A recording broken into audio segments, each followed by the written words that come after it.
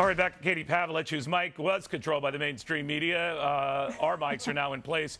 Katie Pavlich on how the media tends to ignore the kind of things that are going on in Washington, namely that the middle class is getting off scot-free of these tax hikes when now they know otherwise. What do you make of that?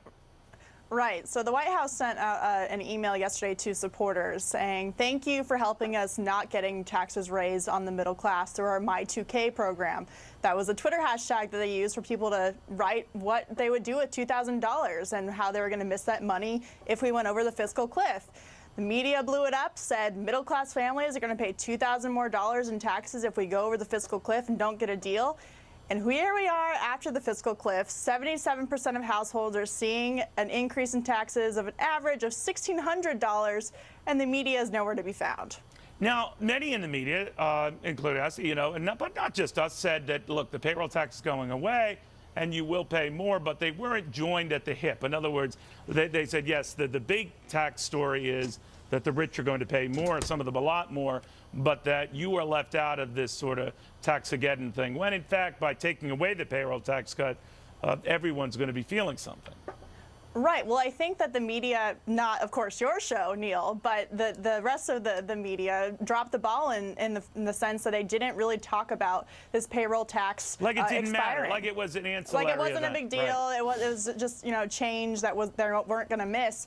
But you have, sites like Twitchy.com aggregating tweets about people asking, why is my paycheck less? One of the top Google searches the day after payday last week was, why is my paycheck less? Why do I have less money? And so people, A, didn't see it coming, and now, B, the mainstream media, who is all about this middle class tax increase, aren't talking about the fact that 77% of middle class families have seen their taxes increase. I don't want to sound paranoid like one of these crazy types, but between, the media just glossing over this story, talking about socioeconomic news as if it's good, I'm almost beginning to think there's an agenda here.